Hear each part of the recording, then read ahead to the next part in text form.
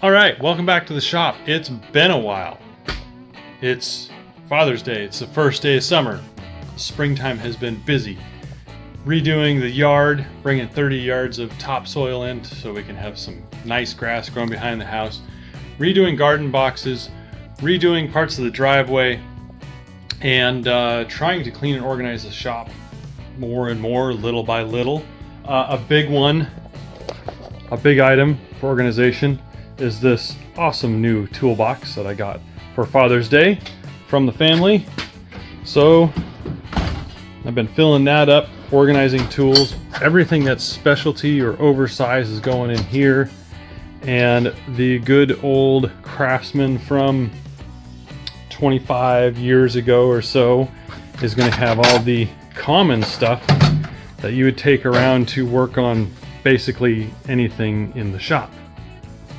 So that's cool, that's great. I did notch out the workbench a little there, and you can see the shop floor is not level. That wheel there is sitting in a little dip.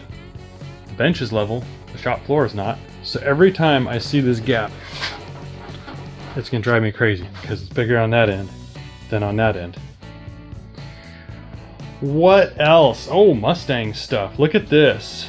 Nicely painted control arms and brackets, brake brackets. We got the hubs.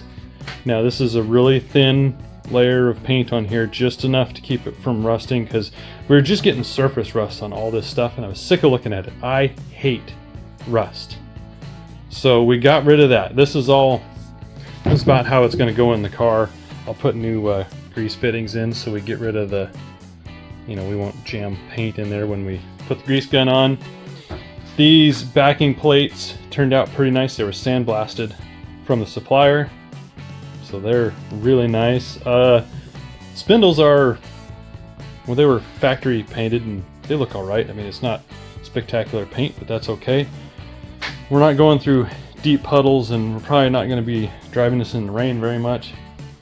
In case you're wondering, these are my caster camber plates, so I can put the spindle on the control arms on the car at ride height. I can pop this plate off, put this on here, and I can set my caster and camber with this plate, because I can put a level on this edge or on this face. So those are pretty handy to have. What else? Oh, up front on the Mustang, we are getting these panels put in. These are the ones that will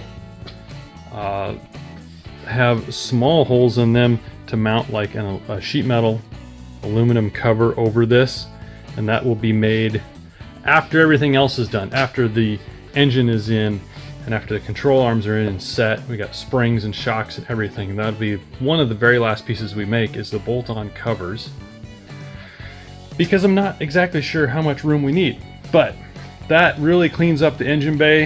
I think I'm going to come back and stack a few tack welds in a row at each one of these points, and we'll sand it smooth, and we'll run seam sealer around there, and it'll just look like this nice finished plate. That piece right there.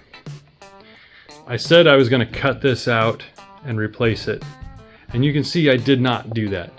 I had the welder over here and I was doing these, and I'm like, oh, I'll just throw some more tacks in there. And then I kept going and I kept going and I kept going, and now it's this mess that I have to do something with. And I still might cut it out, but knowing me, I probably won't. We'll just sand it out and clean it up and hit it with the hammer, and try and make it look decent.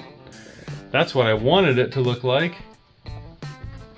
But obviously we're not gonna get there, and most of this is covered too, so whatever. This is not a big deal. This edge, you can see, is folded over.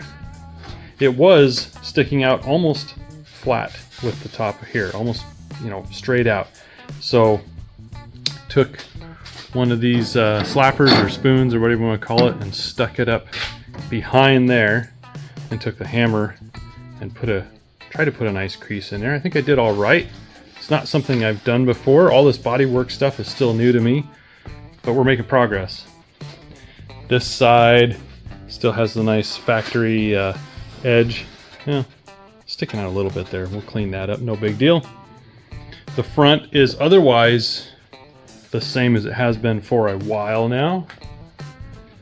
We have some more paint to do. I'm going to tack some more in here, and I don't know what I'm going to do with all these holes, but they're not going to be seen. Fenders here, tires going to fill up this space. You're just not going to see the ugliness that is all these holes.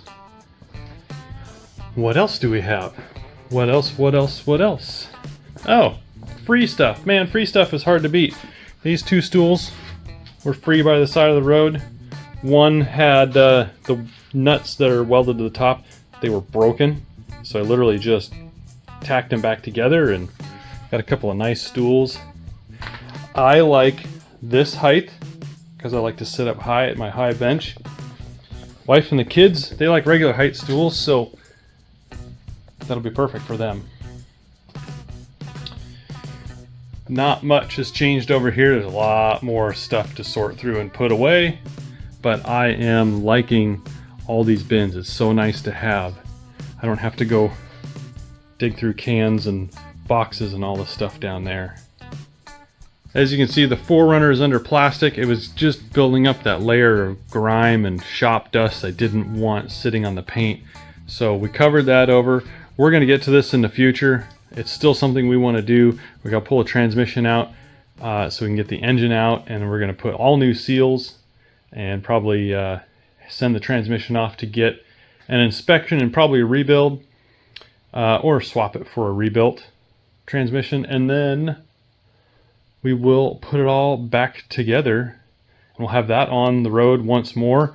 I know my wife would like to lift it and put bigger tires on it, and that will probably be after we do all the engine stuff, because I don't think we want it taken apart any longer than it needs to be, and it's already been sitting here for a couple of years.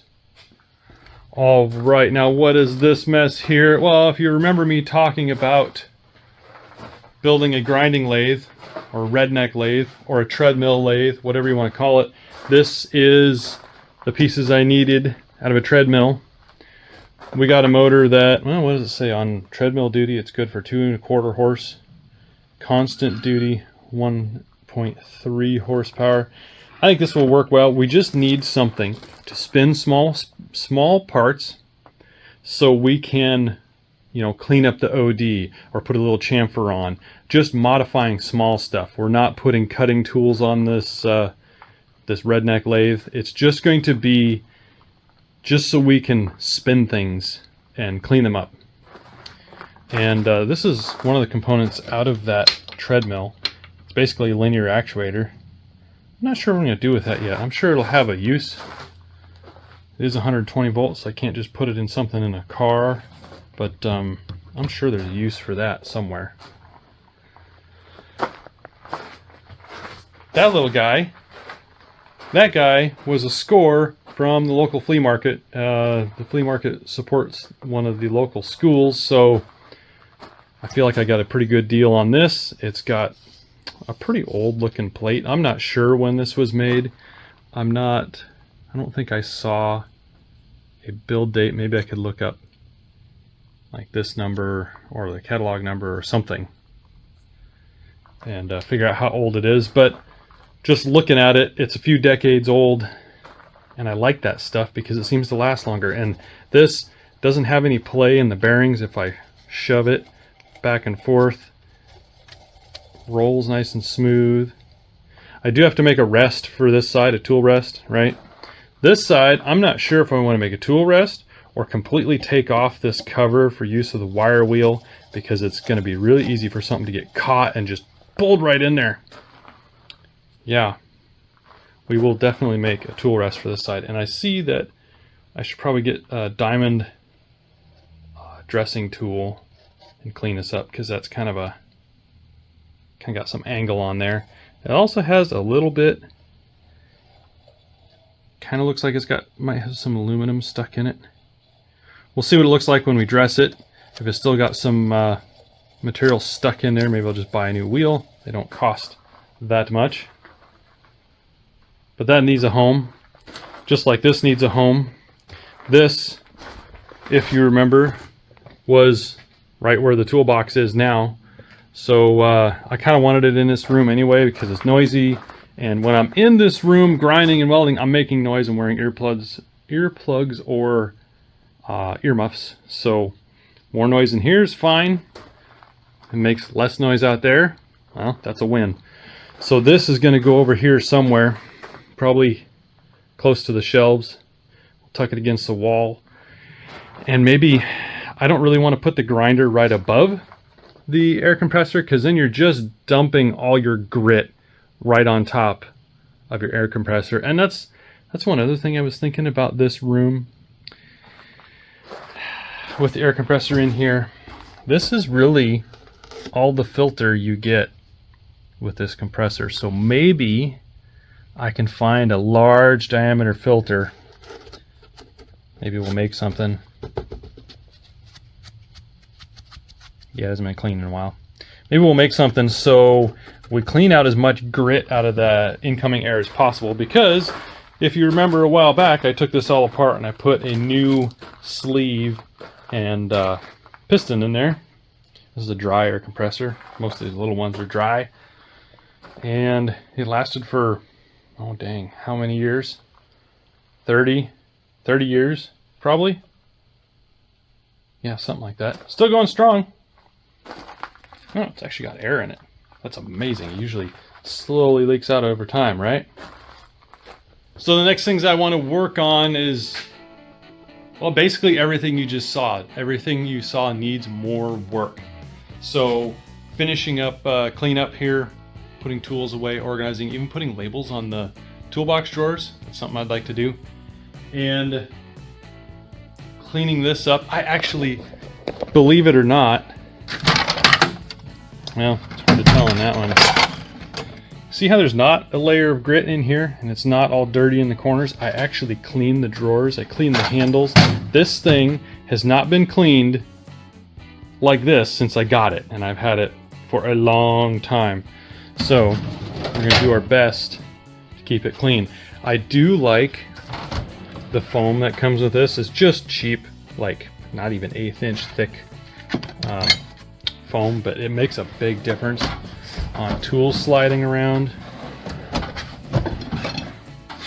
So I'm going to find something like that in here. I know you can do the Kaizen foam or the thick, you know, it's the thick foam where you cut out the shape of your tools so they fit just perfect, but I'm not into that because things are going to get moved around too much.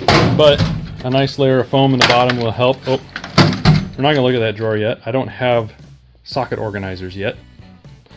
The top needs to be done. Yeah, on and on and on. I want to clean up this mess. I did not know, which one is it? It's this one, right?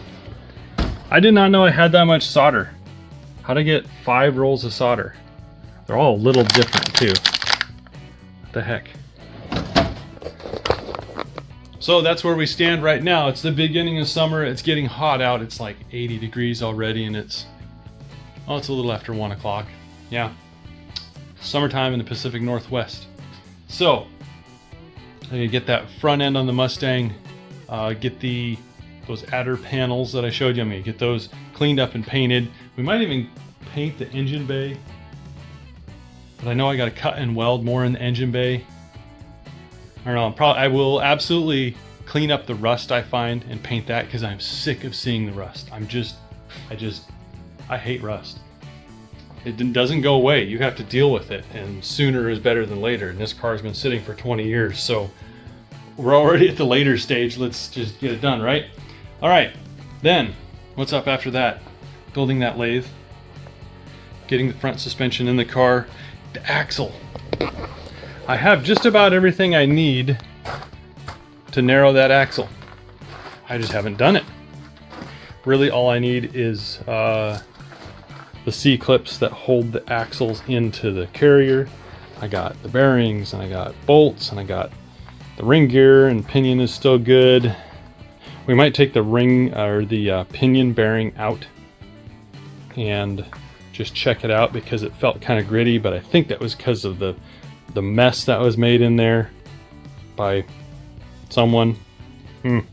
Maybe me. A lot of grit in there.